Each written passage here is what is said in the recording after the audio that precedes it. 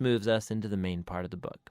First, Job speaks. And this is how this section of the book works. First, Job is going to speak, and then they'll follow a response from a friend. Then Job will respond to that friend. Then another friend will respond to Job's response, and so on back and forth for 3 cycles. And this whole debate is focused on 3 questions. Is God truly just in character?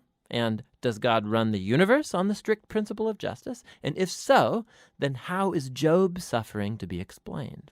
As we're going to see, Job and the friends, they're working from a huge assumption about what God's justice ought to look like in the world. Namely, that every single thing that happens in the universe should operate according to the strict principle of justice. So if you're a wise, good person and you honor God, good things will happen to you. God will reward you. But if you're evil and stupid and do sinful things, bad things will happen to you. God will punish you. Now, Job's constant argument throughout his speeches is this. First of all, that he's innocent, and so the implication of that is that his suffering is not a divine punishment. Now, we know from the prologue, both of these things are true. Remember, God himself said, Job is righteous and blameless. And so Job concludes his argument by accusing God. God either doesn't run the world according to justice, or even worse, God himself is simply unjust. The friends, on the other hand, they beg to differ. Their argument is that God is just, the implication being that God always runs the world according to justice in this way, and so they conclude by accusing not God, but Job. Job must have done something really, really bad for God to punish him like this. They even start making up possible sins that Job must have committed. Job 6. Then Job answered and said, Oh, that my vexation were weighed, and all my calamity laid in the balances. For then it would be heavier than the sand of the sea. Therefore my words have been rash, for the arrows of the Almighty are in me. My spirit drinks their poison. The terrors of God are arrayed against me. Does the wild donkey bray when he has grass, or the ox low over his fodder? Can that which is tasteless be eaten without salt, or is there any taste in the juice of the mellow? My appetite refuses to touch them. They are as food that is loathsome to me. Oh, that I might have my request, and that God would fulfill my hope, that it would please God to crush me, that he would let loose his hand and cut me off. This would be my comfort. I would even exult in pain unsparing, for I have not denied the words of the Holy One. What is my strength that I should wait? And what is my end that I should be patient? Is my strength the strength of stones, or is my flesh bronze? Have I any help in me when resource is driven from me? He who withholds kindness from a friend forsakes the fear of the Almighty. My brothers are treacherous as a torrent bed, as torrential streams that pass away, which are dark with ice, and where the snow hides itself. When they melt, they disappear. When it is hot, they vanish from their place. The caravans turn aside from their course. They go up into the waste and perish. The caravans of Tema look. The travelers of Sheba hope. They are ashamed because they were confident. They come there and are disappointed. For you have now become nothing. You see my calamity and are afraid. Have I said, make me a gift, or from your wealth offer a bribe for me? Or deliver me from the adversary's hand? Or redeem me from the hand of the ruthless? Teach me, and I will be silent. Make me understand how I have gone astray. How forceful are upright words! But what does reproof from you reprove? Do you think that you can reprove words when the speech of a despairing man is wind?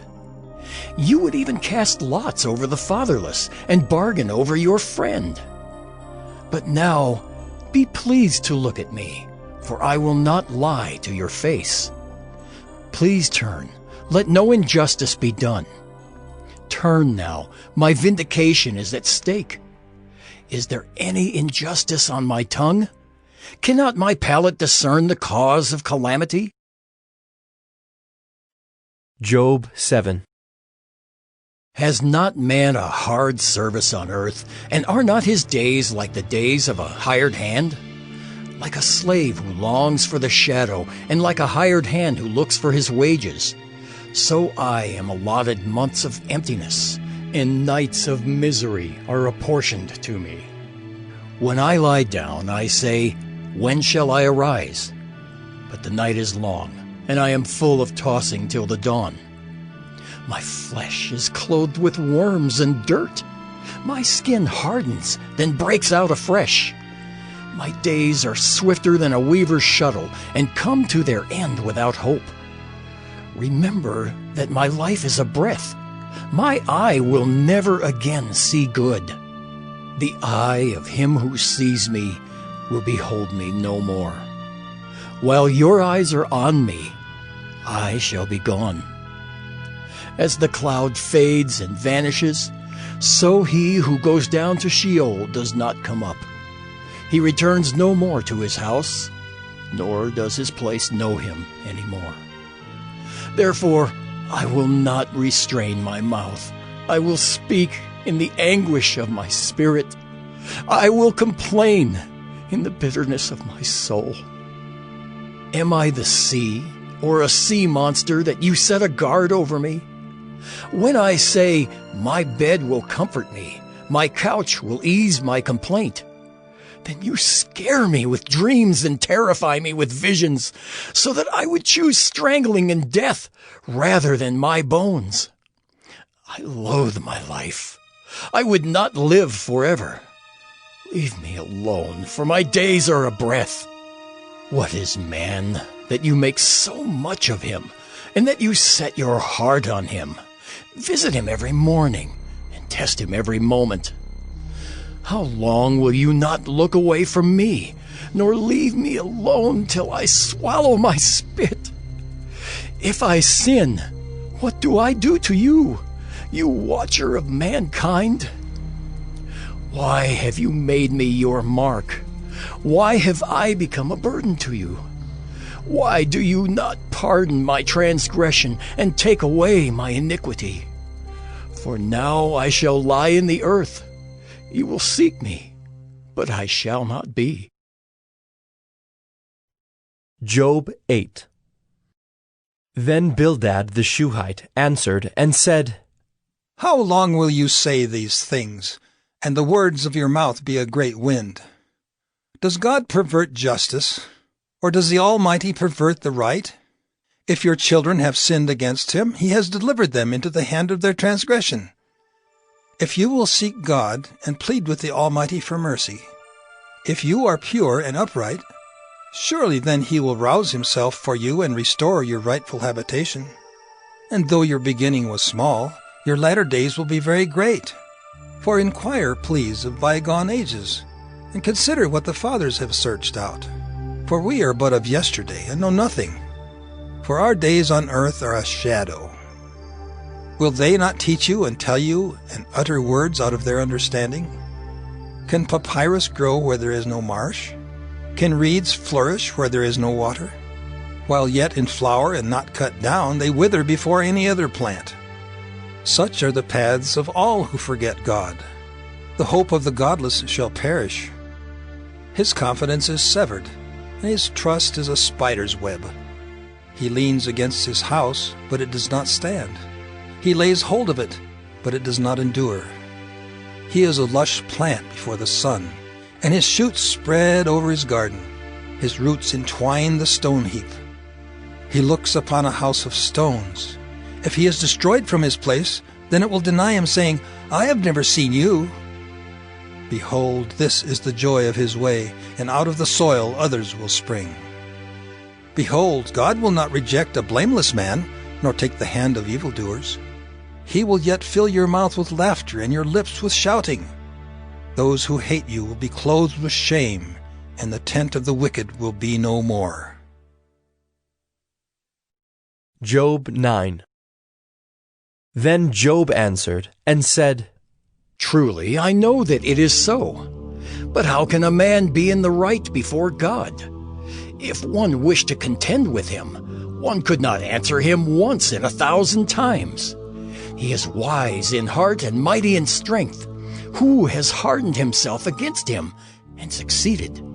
He who removes mountains, and they know it not when he overturns them in his anger, who shakes the earth out of its place, and its pillars tremble, who commands the sun, and it does not rise, who seals up the stars, who alone stretched out the heavens and trampled the waves of the sea, who made the Bear and Orion, the Pleiades, and the chambers of the south, who does great things beyond searching out, and marvelous things beyond number. Behold, he passes by me, and I see him not. He moves on, but I do not perceive him. Behold, he snatches away. Who can turn him back? Who will say to him, "What are you doing?" God will not turn back his anger. Beneath him bowed the helpers of Rahab. How then can I answer him, choosing my words with him? Though I am in the right, I cannot answer him. I must appeal for mercy to my accuser. If I summoned him and he answered me, I would not believe that he was listening to my voice. For he crushes me with a tempest and multiplies my wounds without cause. He will not let me get my breath, but fills me with bitterness. If it is a contest of strength, behold, he is mighty. If it is a matter of justice, who can summon him? Though I am in the right, my own mouth would condemn me. Though I am blameless, he would prove me perverse. I am blameless. I regard not myself. I loathe my life. It is all one. Therefore I say, he destroys both the blameless and the wicked. When disaster brings sudden death, he mocks at the calamity of the innocent. The earth is given into the hand of the wicked. He covers the faces of its judges. If it is not he, who then is it? My days are swifter than a runner. They flee away. They see no good. They go by like skiffs of reed, like an eagle swooping on the prey. If I say, I will forget my complaint, I will put off my sad face and be of good cheer, I become afraid of all my suffering, for I know you will not hold me innocent. I shall be condemned. Why then do I labor in vain? If I wash myself with snow and cleanse my hands with lye, yet you will plunge me into a pit, and my own clothes will abhor me. For he is not a man as I am, that I might answer him, that we should come to trial together.